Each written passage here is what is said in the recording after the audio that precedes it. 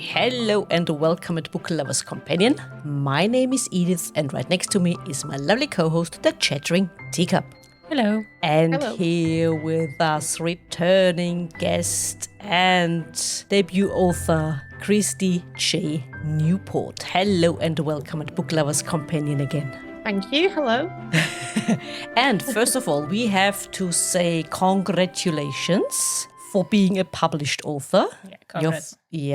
You're first in the series with Beth Fellows, The Raven's Mark. And today we've seen the unboxing video you made. And how great was the feeling opening the book and having the books in your hands? Unreal. Surreal. What was stranger was before that happened, I'd gone into Berwick Town Centre and I popped along to a shop called GC Greaves Limited, and they're going to be supplying my launch. And when I went into the shop so that I could introduce myself to Neil, the owner, I had my head ducked down because it was raining, and I went in and I said, "I'm looking for Neil," and he said, "Oh, that's me." And as my eyes sort of navigated the room and I looked down, there was a big pile of books next to the checkout and they were the Raven's Mark. So I'd actually seen them prior to the unboxing, but the unboxing was very special because there was loads, because I'm doing the Chronicle book box. I'm signing them all, 100 copies, and then they're getting couriered back over there and sent out for their December crime and thriller pick to their...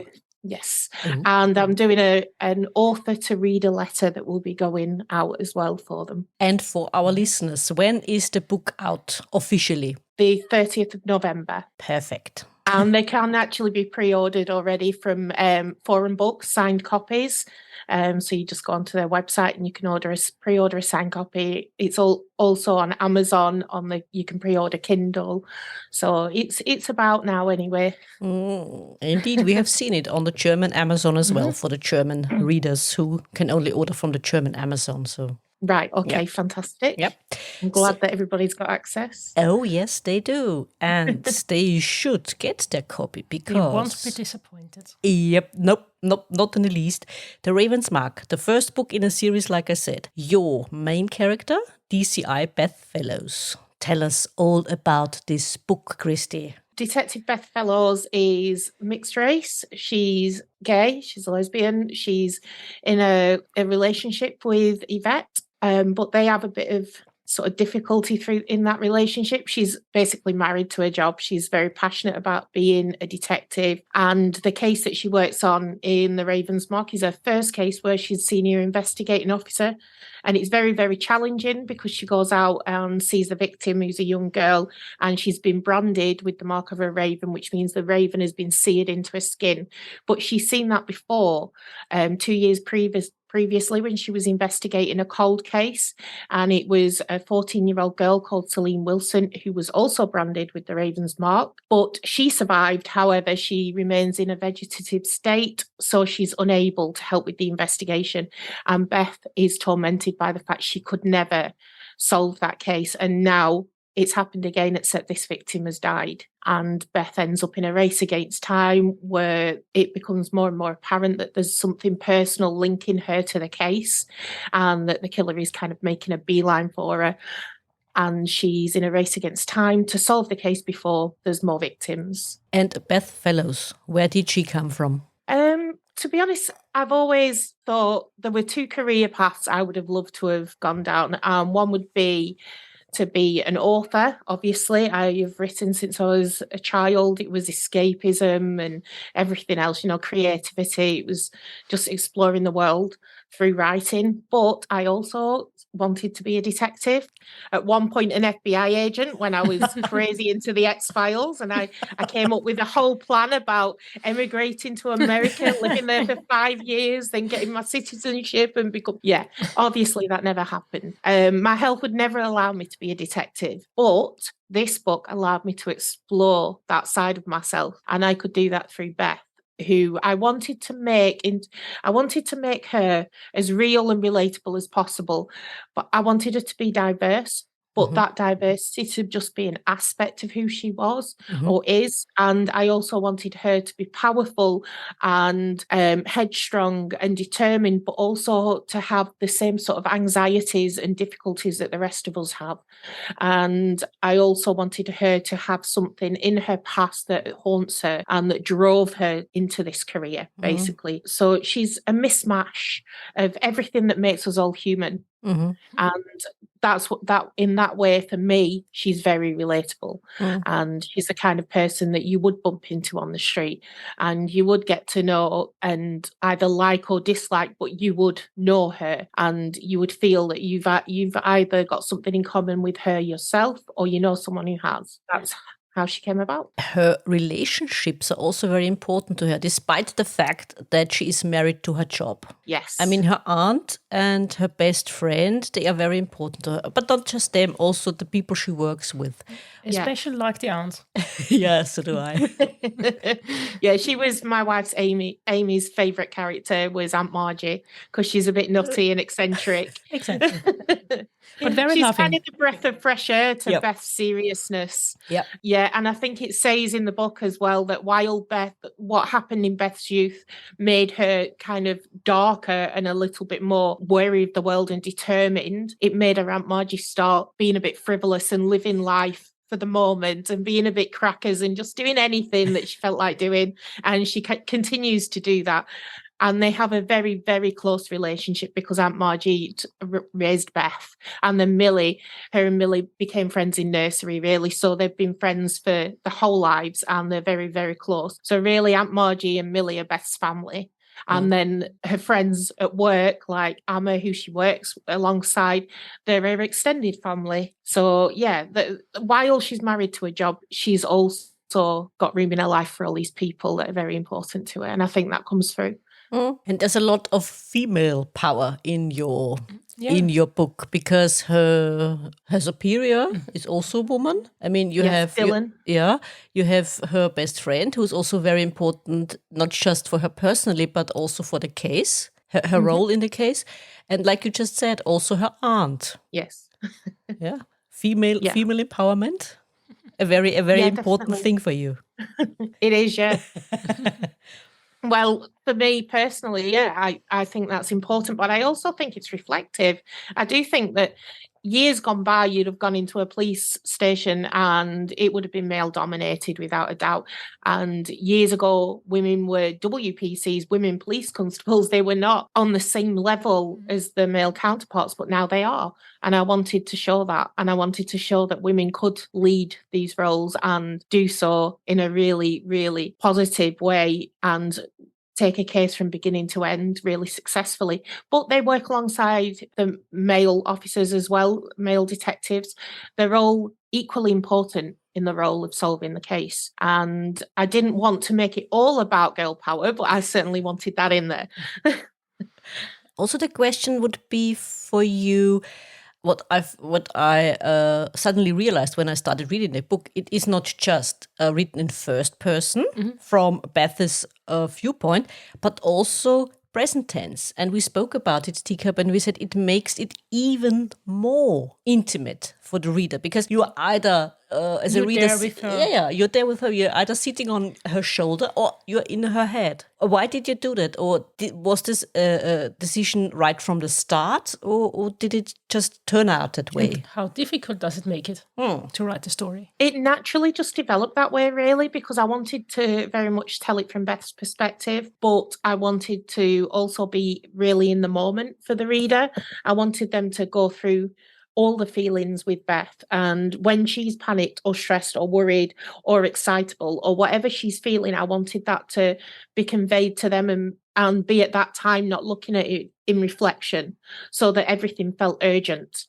And when things are happening, there's that panic, really, that's what's going to happen, what's about to happen, not what did happen, if you see what I mean. Yeah. And it just naturally flowed that way. I wouldn't say it made it more difficult. It's just one way of writing, and I've written in other ways as well. I've written in the third person, I've written in the past tense. But for me and for this story, that's just what worked. It just felt natural. And I suppose you would describe me, especially in writing The Raven's Mark, as being a pantser. I write by the seat of my pants. And that is just how it came out of my head and came into life. And yeah, I really wouldn't say it was any more difficult. It was just how it felt right. And it also took up a lot of speed, the story, in the second half of your book, especially... especially the last quarter. Yeah. You need time because you can't put it away. So set time aside to finish reading it. You can't put it away. No, and you barely have time to catch your breath. Well, I wanted that because I wanted to convey that feeling that Beth was having, that, oh my God, this is all happening and it's happening now, and what's going to happen, who's going to survive, and that sensation. I wanted that. And I once heard Lisa Jewell say that what she wants at the end of each chapter is that the reader wants to turn to the next chapter and they want to keep that nightlight on. And that's always sort of stayed with me. And I wanted to put that across in what I write. So it was important to me to try and get that feeling in the reader where they just wanted to keep going even if they were exhausted. And I've had a few ARC readers now, authors and whatnot, that have been reading it, and they've pretty much all said the same thing, that it was compelling to read and it was a page turner. They just kept turning those pages, which is fantastic because that's exactly what I wanted. Yeah, you have achieved your goal. Yep. Just saying. Mission accomplished. Absolutely. And your villain is not a strong enough word. Call him a perpetrator. Where did this kind of perpetrator come from? And it is the crime, the story.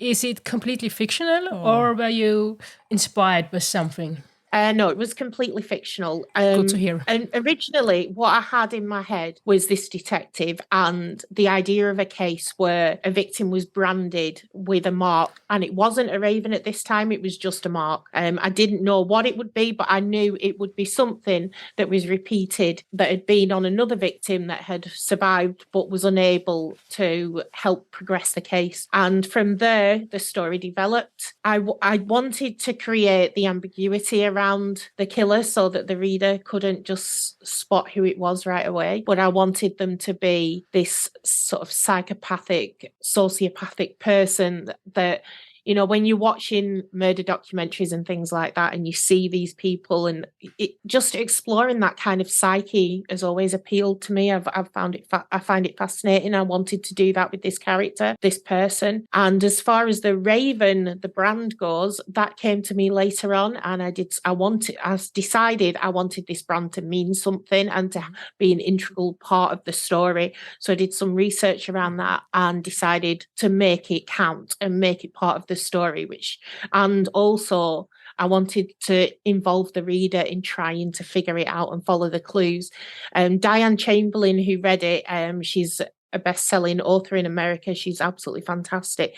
New York Times, Sunday Times bestseller and everything. And she read it and loved it, which was just phenomenal for me. But what she did was, she said when she got to the end, she had to read back through to spot all the clues.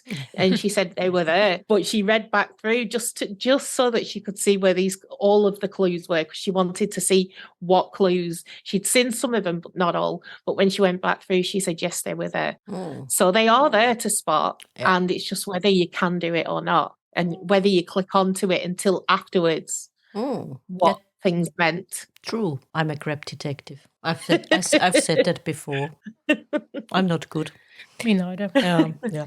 And relationships, or let's say family dynamics, also play a very important part in this story for Beth as well as your perpetrator. Yes, that's true.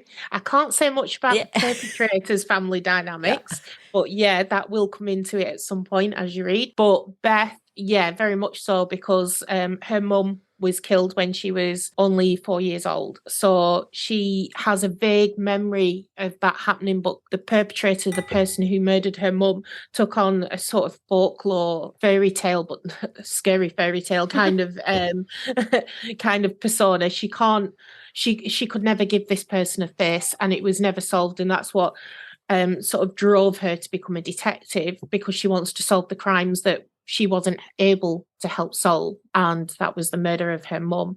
But after that happened, her Aunt Margie stepped in and took over with raising her. So yeah, her Aunt Margie is very central to Beth. She's a huge part of her life, and Millie is like family to her. She's very, very important to her. And I'd say that out of everybody in the book, Aunt Margie and Millie are Beth's go-to people. They're her joint number one, if you will. And Aunt Margie's the person and the place, her home, where Beth goes to when she's feeling a little lost or unsure, and she just kind of, she gravitates to Aunt Margie's home, her bungalow in St. Anne's.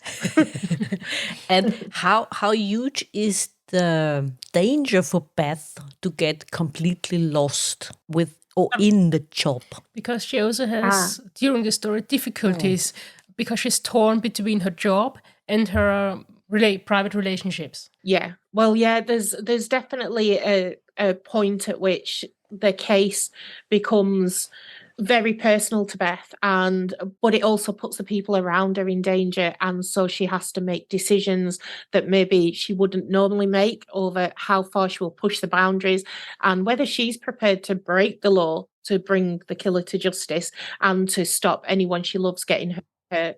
And it also affects her relationship with her partner, Yvette, because Yvette is very much the kind of person that would like to be Beth's main concern.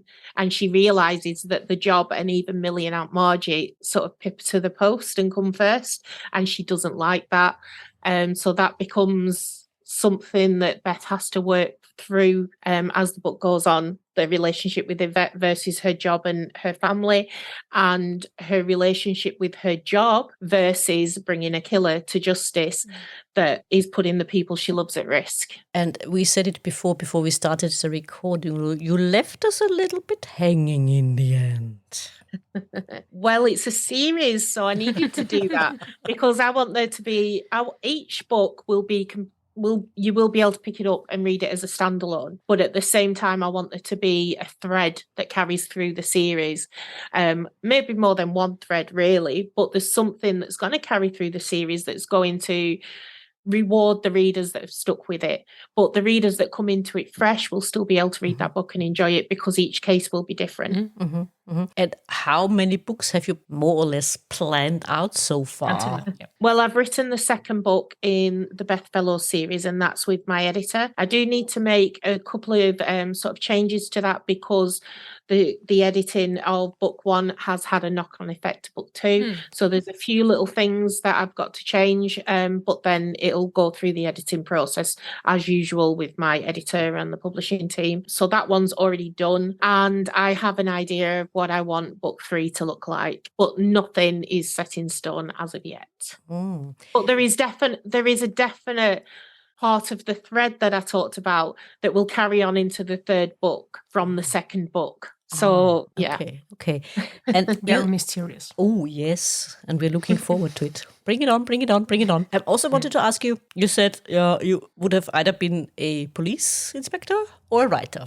You're a writer now. So the question is, since you are making a DCI the main character, how much research did you have to do to get everything right? Also the forensic part of the book. Well, the first thing I did was I went to a weekend at Crime and Publishment in Gretna Green that's run by Graham Smith, and one of the speakers there was Kate Benderlaw, who's a working CSI, and from there we became really good friends and we've been in touch ever since. I've always had an interest in forensics and detective work, and I watch a lot of true crime and things like that and documentaries, you know. But then speaking to Kate, she said, you should come along to Swanwick Summer School. I go there, and she runs a course. She was running a course for them, and I did go along and I did go to her course. And I also joined an online course that she does with Graham Bartlett, who's an ex-detective, and Brian Price, who's a forensic scientist. So I got information from those sources. I also asked Steve Page, another ex-detective that I was put in touch with by David Mark, an author, and I asked questions. I read a lot of books. I did a couple of online courses, and I even read the PACE booklet that they give to police officers so that you can learn all the information on what they would and wouldn't do. And yeah, it didn't make for a very fascinating read.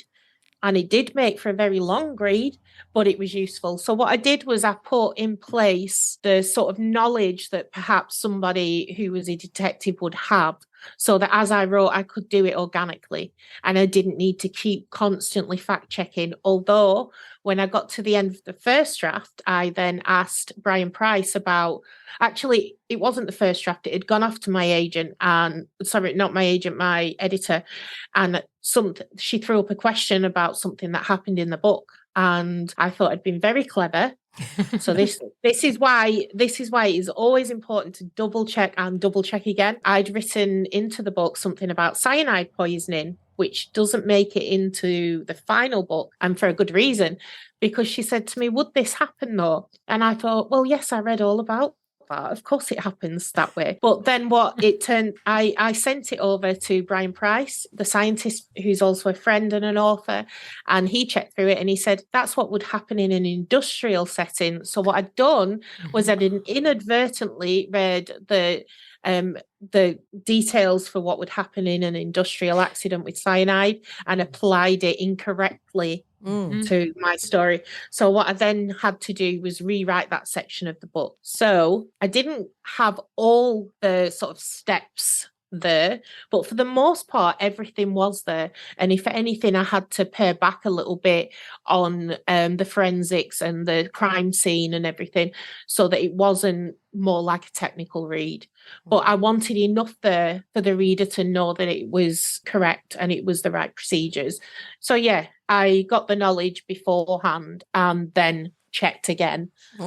Very luckily. Were you ever in danger of getting lost in all this research because it's something you wanted to do for years? Well, I think it helped that I did it for the most part before I wrote the book, because then I didn't want to have that disjointed stop-start through the book where I had to keep checking everything. While I did do that to some extent, it wasn't where I had to read huge passages which would have taken me out of the story. I just checked small things. But I gave myself the background knowledge, and yeah, maybe I did get a little lost in it, but not. I always do go down research rabbit holes, never more so than when I'm writing my standalones that have a historical aspect, because then you really do head down the rabbit holes with them, and they're immense amounts of research. I found it a lot easier for me to do the research for the Raven's Mark because I find that fascinating anyway. So yeah, it was interesting to me. I didn't mind getting a little lost in it.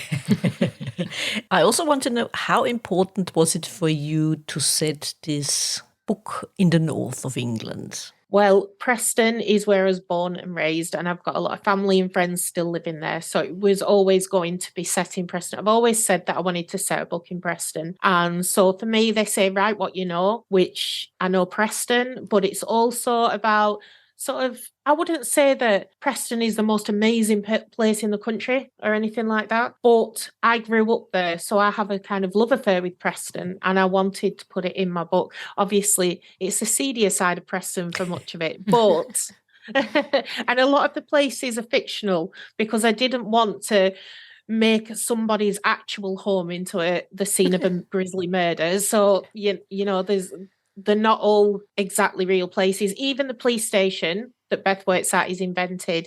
The area where it is not invented, but I've placed the police station in an area and created it with the Costa Coffee and the Greggs, and the bar. None of that is actually there. But that was important to me, to create this setting that I can use again and again in my books and know that geography in Preston doesn't need to change because it's invented. So as things change in Preston, I'll just ignore that and stick with my own version of it.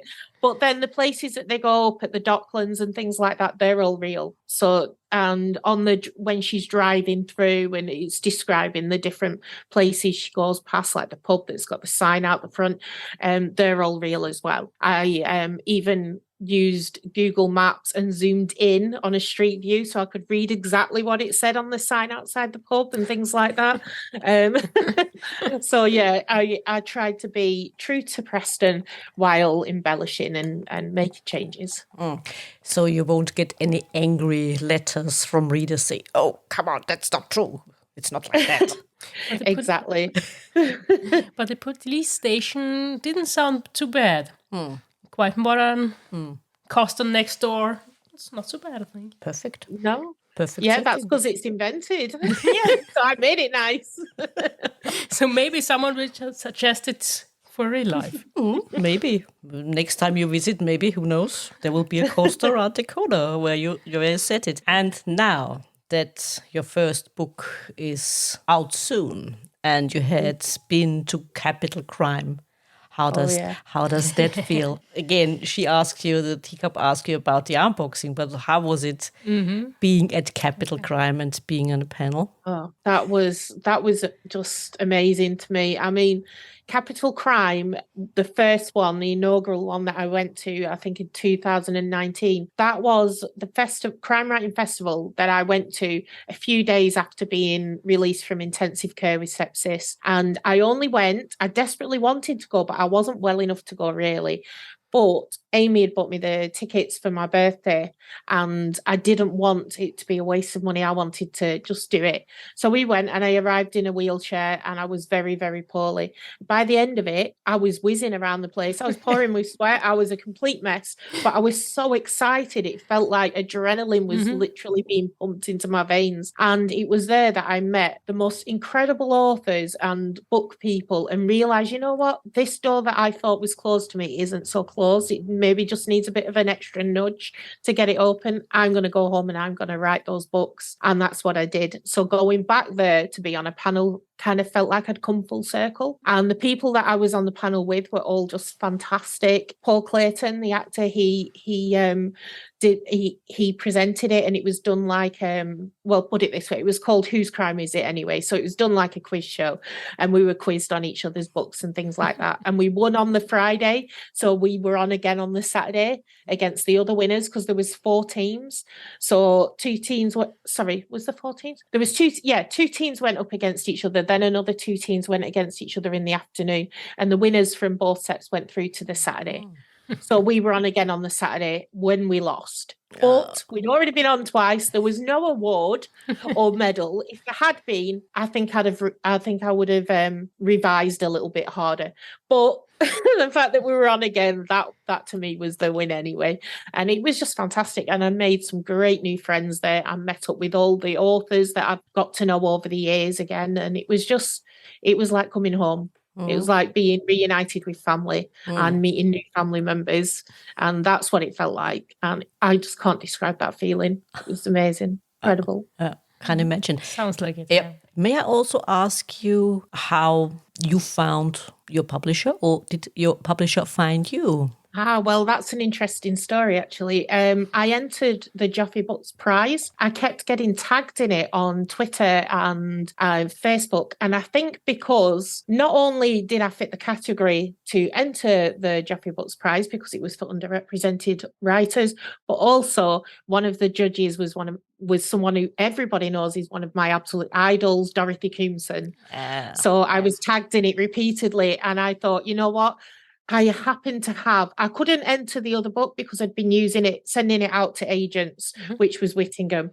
But I'd also just finished and revised a copy of what became The Raven's Mark. Surprisingly, the first draft of The Raven's Mark, this was written in 3 weeks. I don't know how I did it, but I think all the prep beforehand just allowed me to just go boom, and it just came out of my head onto the page that quickly.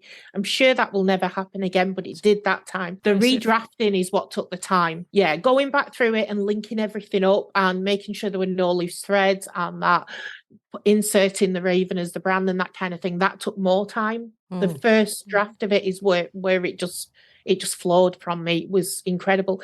And I feel like it was almost fate or serendipitous because that happened just in time for me to enter this competition. So I sent it off and then forgot all about it. I'd kind of taught myself to forget these things because otherwise I'm constantly refreshing my computer. And I'd found out from Hannah Wetherill at Northbank Talent Management that I had been accepted with Whittingham to be represented by them. So I had an agent, but I hadn't signed with my agent. I was on my way to Preston to sign the document with my family present so we could go for a celebratory meal. So we were driving to Preston and a call came through because I was using Google Maps. So it come through the car. And at first we thought it was a cold caller and we nearly hung up on them. And then she said, it's Emma from Joffy. And I thought, Joffy. Oh, and then it turned, I had to say, I'm so sorry, but we're driving. Can I call you back in as soon as I get to a service station? So of course she said yes. And it was another 15 miles that felt like the longest 15 miles ever.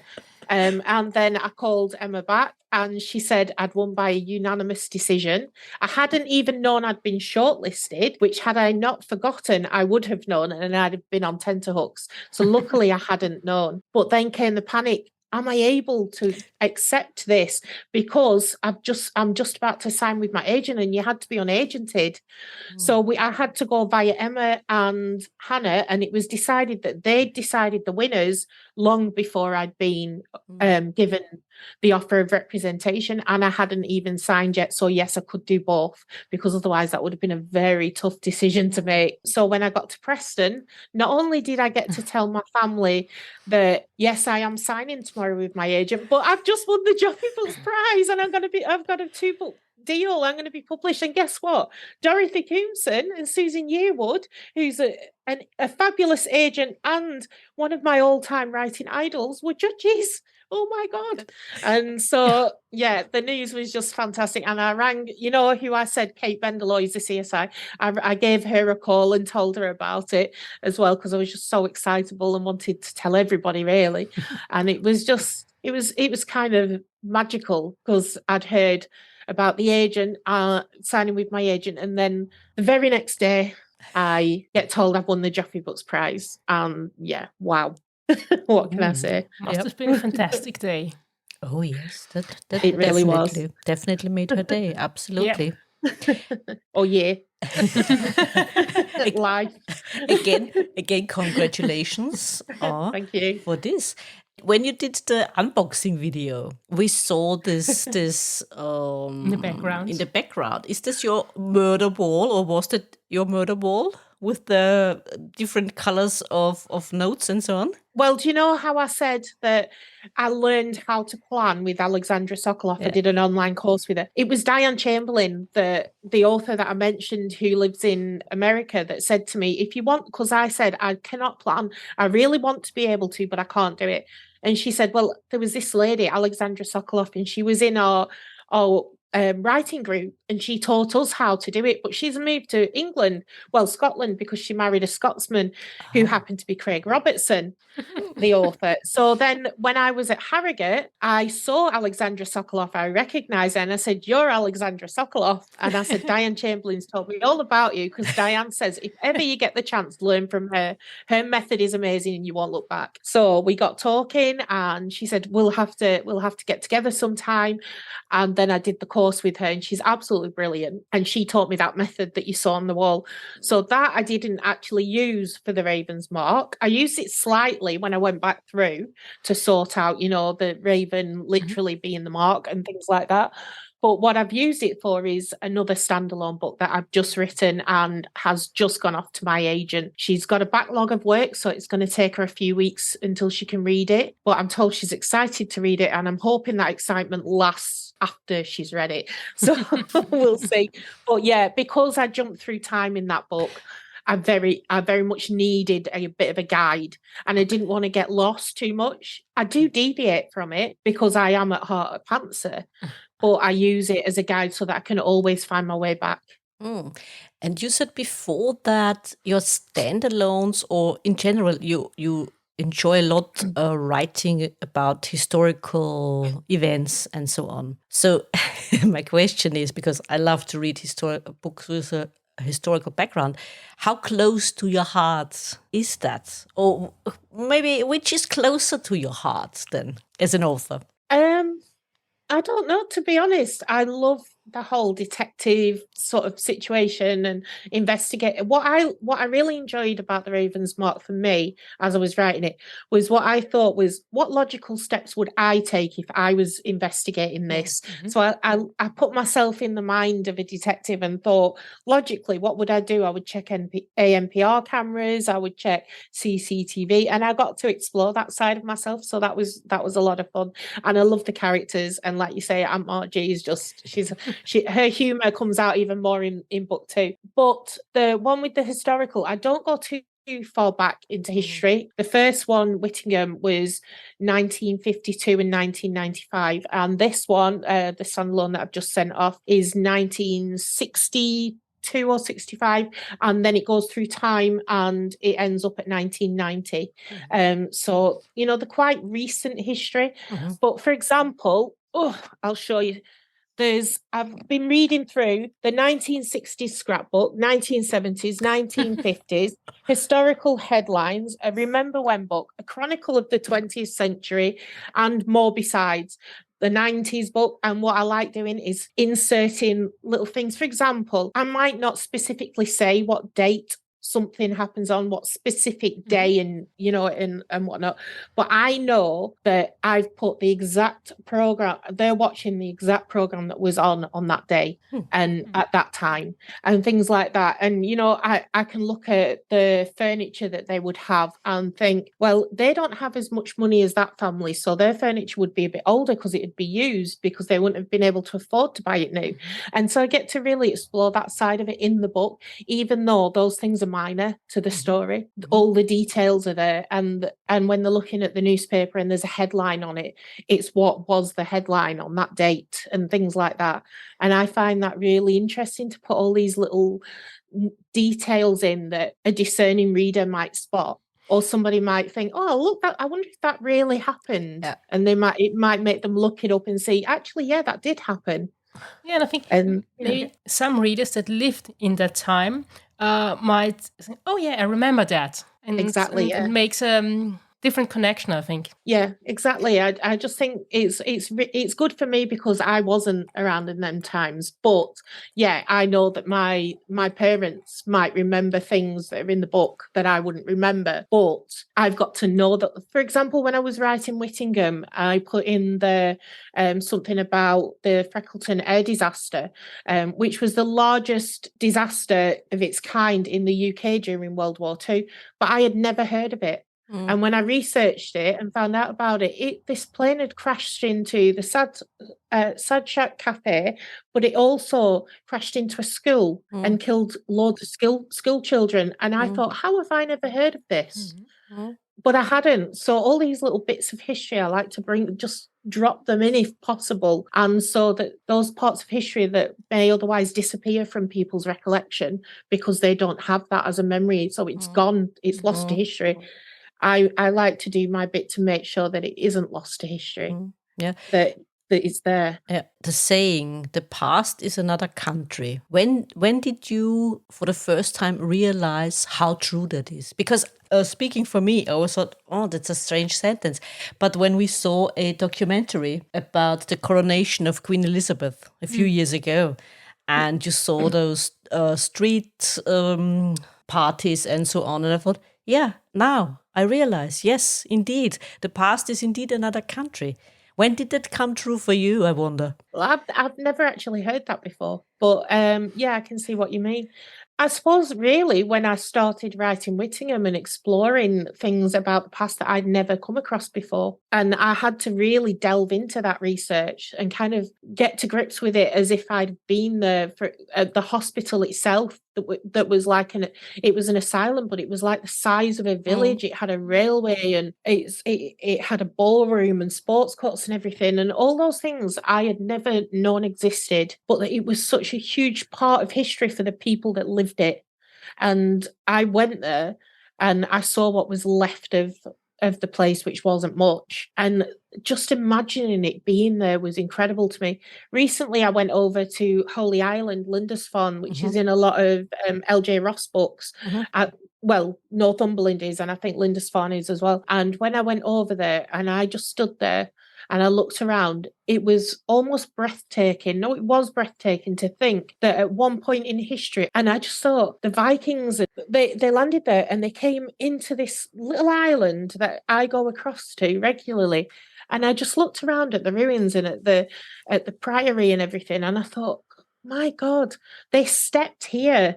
How amazing and incredible is that? And when you try and put the visual in your mind with the reality and with what's really there right in that moment, it's such a strange, almost ghostly feeling, I find. It was just something unreal. similar happened to me at Hampton Court some years ago. When it's like a museum in some way, but suddenly I realized how old these buildings are, and how and who walked through these walls and on these alleys, and like sometimes I said, if these walls could talk, and suddenly it became much more interesting and fascinating if you think about what happened there. And it's fascinating. It's true. I think one of the things that always fascinated me, even when I was very young, was looking at pictures of times gone by, photographs, because I would look at them, and I remember there was one of Horrocks' mill that was always very well known in Preston, and it was there for a long time. Now it's been turned into apartments, but I used to walk past this place regularly and never really think about the history behind it. But I went to my doctor's and he had a picture up on his wall, a framed picture, and I was waiting for him to come back, and I just looked up at this picture, and there was all these people just going about their lives, and I thought, how strange that in that moment, that day was everything to them, and now they're probably not even alive. But right then, they were there, they were living their life, and that's just captured that one solitary moment, and I'm seeing it all this time later, and they're probably not here anymore. Yeah. It glimpse into the strange. past, Yeah. to 1 second. And Absolutely. Absolutely. Now you just mentioned Northumberland, where you live. Now you're part of the Northern Crime Syndicate. I'm not actually. Are you not? No, I haven't. I haven't joined them. I haven't been asked, but no, it's fine. I don't know. Maybe they're full up or whatever. But yeah, I do. I have recently read at Noir at the Bar with Trevor Wood again, which was brilliant again. And Geetha Lodge was there, and yeah, lots of other people, Edith O'Reilly and whatnot. And yeah, that's been great fun. And Trevor has said he'd like to do an event with me somewhere up this way next year when he's on tour. So yeah, that'll be good. And yeah, him and Mari Hannah have got an event at Whitley Bay coming up that I'm going to watch, because the lady that runs the libraries in that area emailed me and said she'd like me to do an event like that next year. So she's invited me along so that I can see what the setup is. So yeah, I'm very much involved in this area. And what the people that are throwing my launch at the Berwick Library have very kindly put me in touch with people who do the Morpeth Literary Festival, Hexham Literary Festival, and Berwick Literary Festival. So hopefully next year they're all things I can take part in. This year my book release was too late for that, but maybe next year, hopefully. Okay, but which also means next year maybe a book too. Well, I'd love to do that. I don't know yet what's on the cards. It's all new to me, and I'm waiting and seeing how things unfold. But I've got quite a few things coming up this year, so I'm going to have a bit of a busy time, and I'm hoping to do an event in and around Preston, because that's where the book is set, and I think that would just be great fun to go and do something that my family and friends in that area can come along to.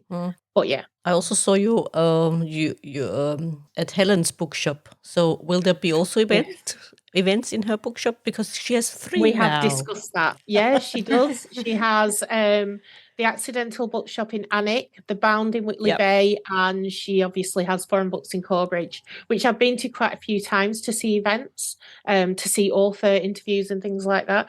I hadn't spoke to Helen until recently, but she recognised me because I've been back and forth to these events so often over the years. And she's an absolute lovely lady, and we got chatting, and she's so down to earth. She's so lovely.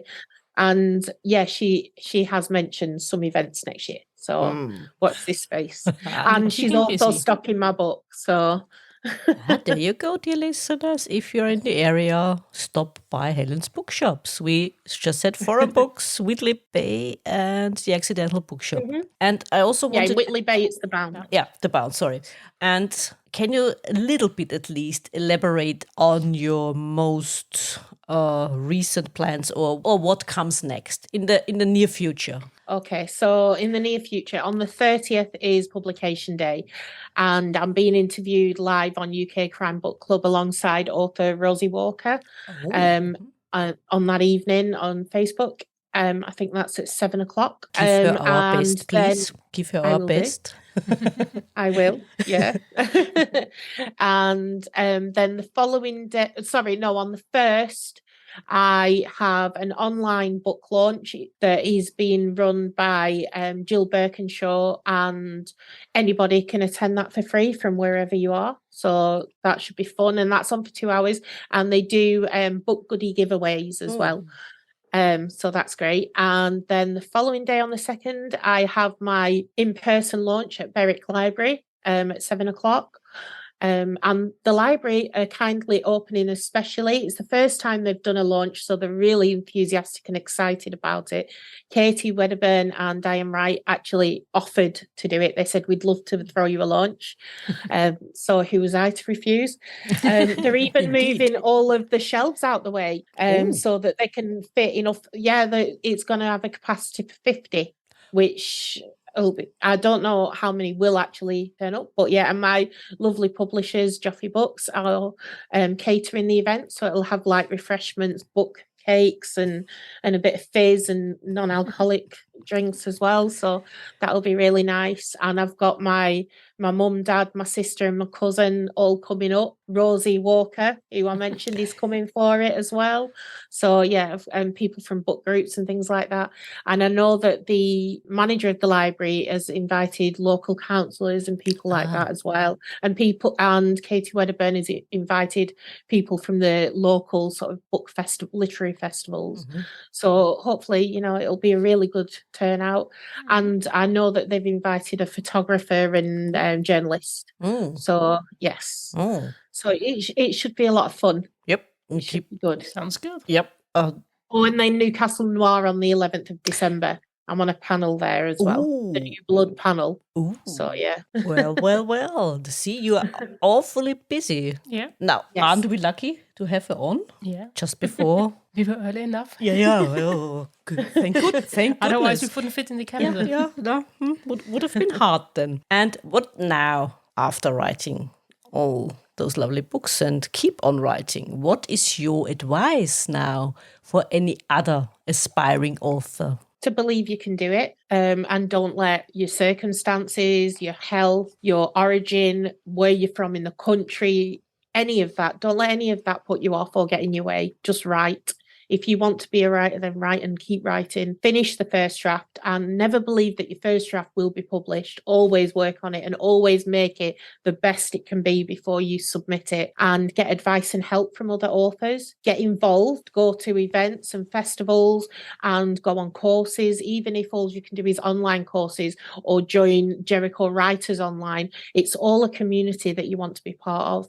Make sure it fits into your genre if possible, and just build that community, build your contact list, network as much as you can with social media and in-person events. And most importantly, just keep writing and believe in yourself and do everything you can to get better, because every writer is always learning and always getting better. And do you think that at the moment crime fiction is even more popular now? Even more than usual? Yes, I do. I think it's really taken off. I think all of a sudden it seems to have hit a big boom, and you only have to look at how many celebrities are bringing out crime books now. It's obvious. I mean, they've got an eye for what works and what attracts the public. It's their business, and that's what they do as actors or presenters. They keep their finger on the pulse, so to speak, and suddenly they're all writing crime books. And there's probably a good reason for that, as well as an interest in the genre themselves. They will see that it's marketable. And I mean, for me, it's always been my passion anyway, because that was the books that drew me in right from being a kid. when I first started reading, and it was Mary Higgins Clark books. And then I went on to more gritty. But other authors have come into it later, maybe.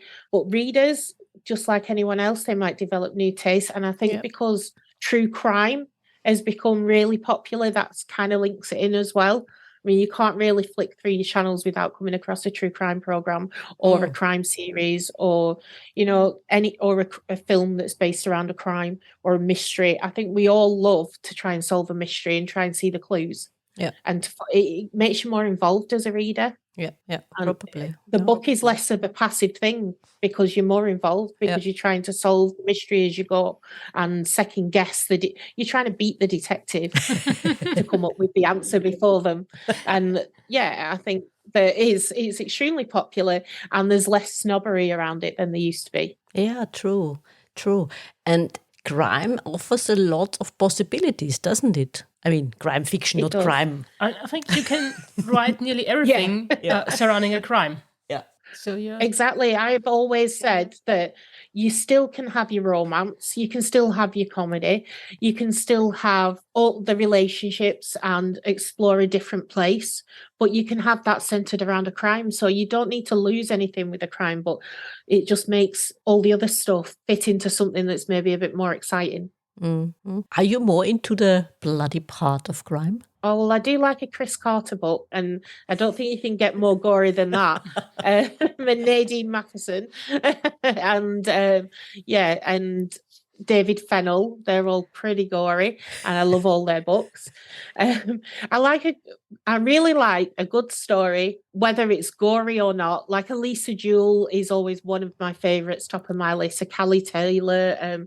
There's so many. I think the main thing for me is a really good story that makes you turn the pages, an interesting plot, and characterization. I really love when you feel like those characters are off the page and living, and when you think that you desperately want to get to the end of the book, but you kind of loathe to do it because you know you're going to miss the characters. Yeah. I also like when a setting comes alive. Diane Chamberlain does that so well, and with her characters as well. And lately she's been sort of gearing more towards a bit of a crime mystery kind of book as well. And her books are so well-rounded. And when you finish those books, those characters stay in your mind long afterwards. They're just fantastic. If you're gonna, the latest book she wrote, you should definitely pick that up. It was a dual timeline, so you'll enjoy it as well. And it had a crime mystery and everything, and the most amazing characterization and setting that you can visualize it. It's as if you've been there. It's that real. It's just fantastic. And you said the characters have to be relatable, so not superheroes like they have been, let's say, in the past, because a superhero, although a flawed superhero, I would say is not relatable. No, for me, I mean, I don't mind a superhero movie, or I wouldn't read it as a book. Yeah. And for me, I like to be able to feel that the people are real and rounded and three-dimensional, and they have all the same flaws that anyone else would have. Like Beth suffers with a bit of anxiety, which someone who's been through what she has would have those problems. So I wanted to make her realistic, but the problems that she overcomes on a daily basis, the same way that any of us would. If we had that issue but wanted that career, we would have to find coping mechanisms, which she does. And her life and how she lives her life, and the fact that she's gay, that she's mixed race, you know, that she lives in the north, and all these things, they might be things that people are accepting of or not accepting of, and she'll be aware of that, but it's just incidental. It's just part of who she is. It doesn't define her.